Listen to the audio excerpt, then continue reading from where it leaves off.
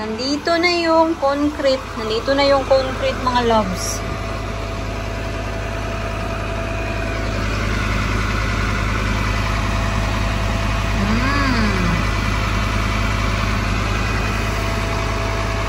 Only pay for what you use. That's good.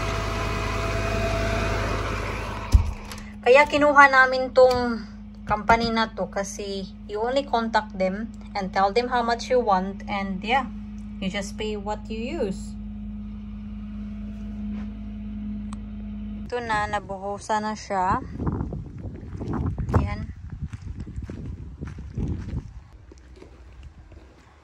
So you need to call the inspector kasi kailangan pa tong i-check ng inspector, mga palangga, kung okay ba lahat, level ba, if it is up to his standard ba.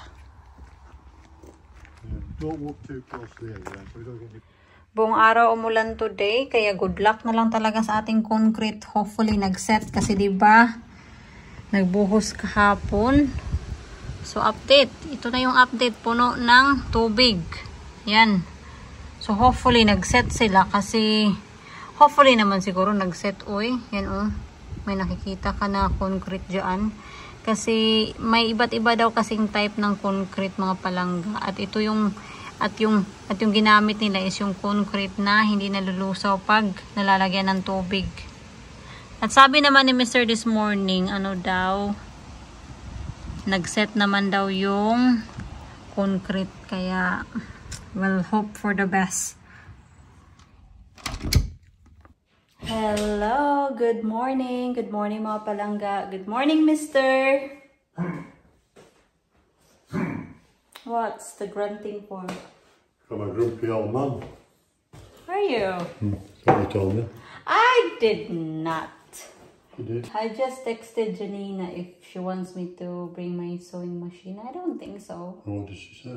She did not reply yet. She was texting me actually because she gives me a head up na leave my car in the surgery daw. Kasi yung bahay nila, they have a car park pero limited space lang pa. So baka busy ngayon. That's why she gives me a head up para to leave my car in the surgery.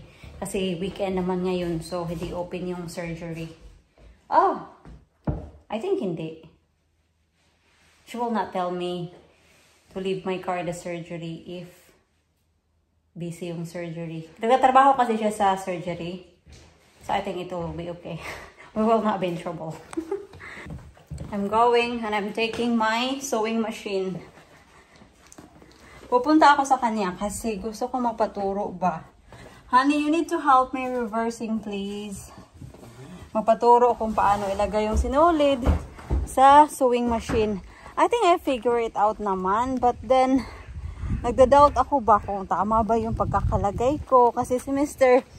tinulungan talaga niya ako to figure it out.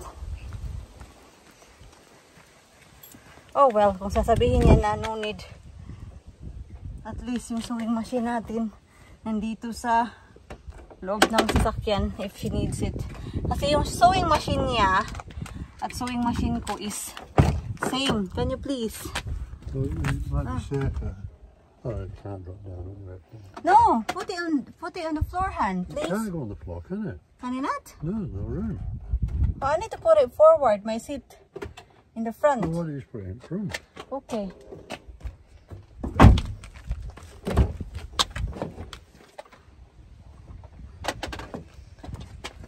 Please help me. Reverse around this way. See ya.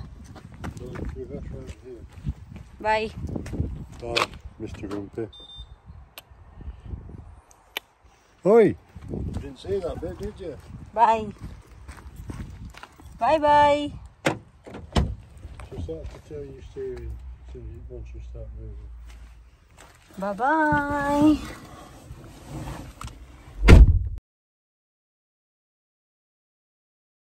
I'm home. Sorry mga palangga at hindi na ako nag-vlog nung nag-meet up kami ni Janina. Kasi minute niya ako sa car park. Kasi yun na nga, hindi siya nag-reply sa akin na sinabi ko sa kanya na, or I've asked her, can I bring my sewing machine? Hindi siya nag-reply. So minute up niya ako sa car park Sinabi niya na doon ka mag-park kasi hindi naman malayo, mga 2 minutes walking lang. Minute pa talaga niya ako sa car park para sunduin ako kasi daw mabigat daw yung sewing machine. Sabi ko na sa kanya, OA ka naman. Ang OA mo naman, sabi ko. And ito na naman mga palangga. May mga bigay-bigay na naman siya. Thank you so much, Janina, talaga. Kailangan nating bumalik sa sasakyan natin kasi we got quite a few in there. So, let's go.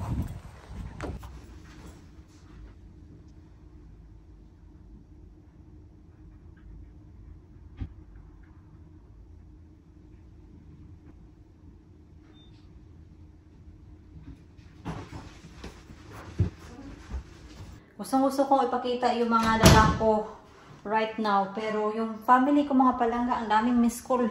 Natawagan ko lang muna sila ha, and I'll be back kasi nag-worried ako kasi ang daming miss call. Thanks God at wala namang emergency mga palangga. Excited lang ba? Excited makipag-chika-chika. Anyway, balik tayo dito. 1 hour and 20 minutes yung conversation namin. So, ipapakita ko na sa inyo kung ano yung nadala ko galing kay Janina. Saan ba kayo ilalagay? Wait lang ha. So, first mga palangga is, binigay niya to sa akin. Pang beach bag siya ba? Which is, I really like it. Bago to, sabi niya, Mia, binili ko lang to just in case na magamit ko. So, si Janina, katulad ko din siya minsan kasi may mga gamit akong binili pero hindi ko siya nagamit kasi just in case na kailangan ko, which is not a good habit mga palangga. Dapat, kung bibili ka ng gamit, dapat magamit mo, di ba? So, at least, pag uwi natin sa Pilipinas, meron na tayong magamit pang beach bag. Medyo malaki siya, pero I think okay na to kasi I like a big bag naman. Kasi gusto ko kasi yung bag na madaming malalagay ba. Gusto ko na malagay ko yung kitchen sink ko. And then, ito. Ay, naku mga loves.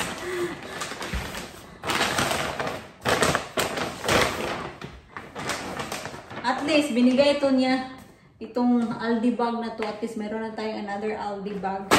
So, ito, box siya. Tinanong niya ako kung gusto ko ba to. Yan. Yan o. Very big, as in. Parang tamburin. Tamburin o? Tamburin ba? Ano ba yung tawag nun? Parang drum.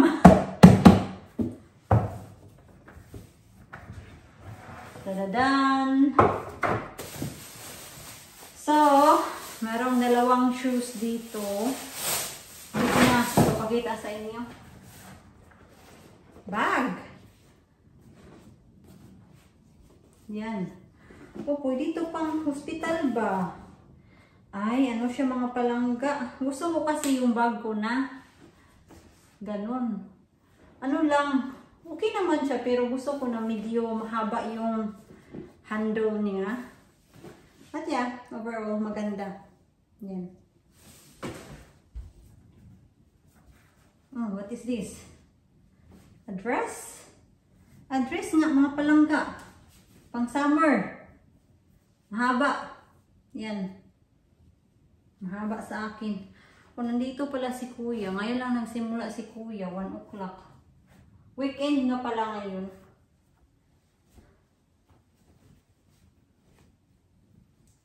Blouse, white blouse.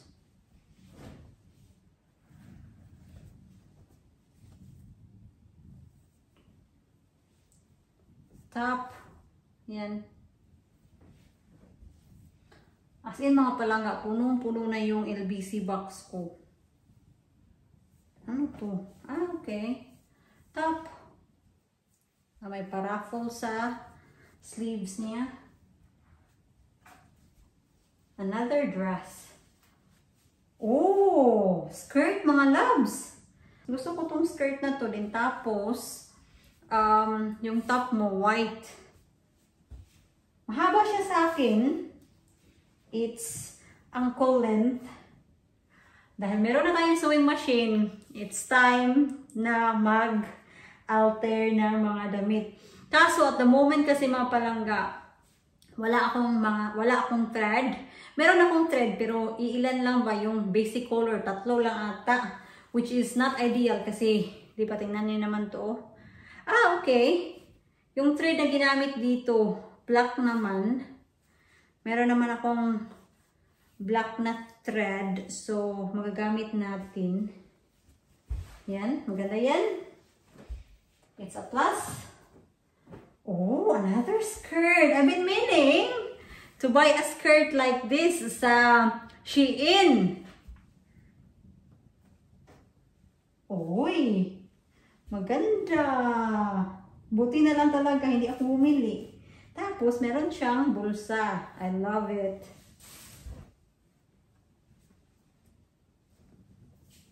Then top.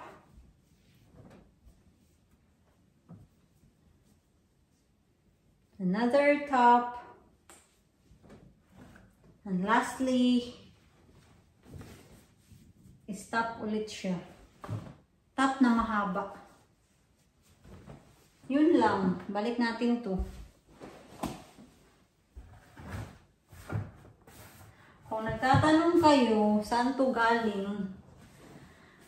Yung mga binigay niya sa akin, galing to sa anak niya, mga apo. Alam kasi niya mga palangga ba na nagpapadala ako sa Pilipinas ng mga damit, mga ganun ba? Kasi siya din, nagpapadala din siya ba? So, relate siya sa akin. Alam niya yung mga technique ba? And then, binigyan niya ako ng advance birthday gift. Thank you, Janina, for this. So, i-open natin.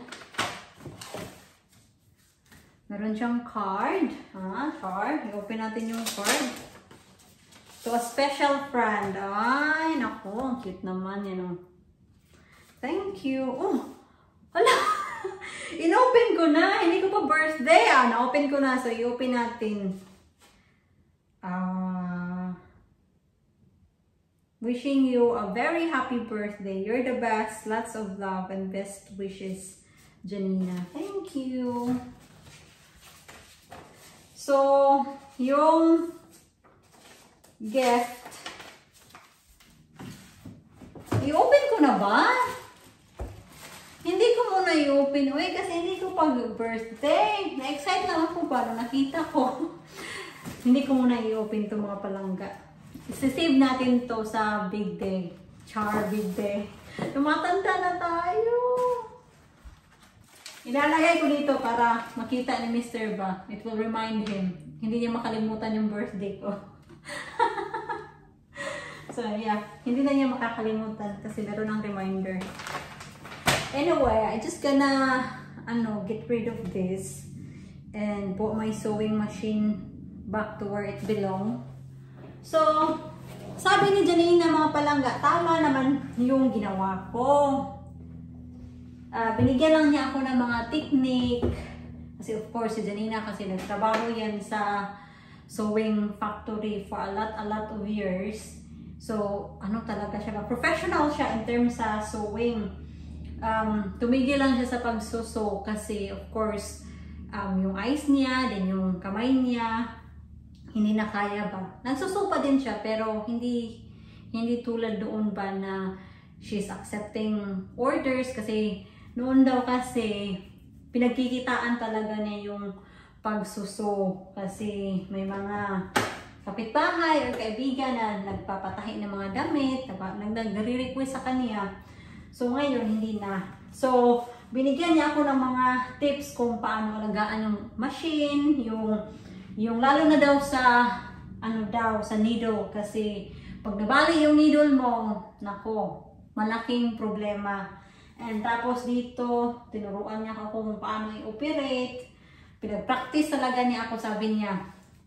Next time, Mia, well, not now, but in the next few months, ako na naman yung mapapatahi sa'yo.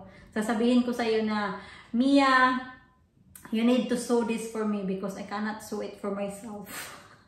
Sabi ko, you're not putting pressure on me, don't you? Tumawa lang siya. So, sabi niya, you will get there. Practice is the key daw, sabi niya. Which is, I know naman na totoo talaga. Practice is the key. Kasi, wala namang tao na naging magaling agad ba. Practice, practice, practice, and being patient para you will achieve something. So, yeah, that's it.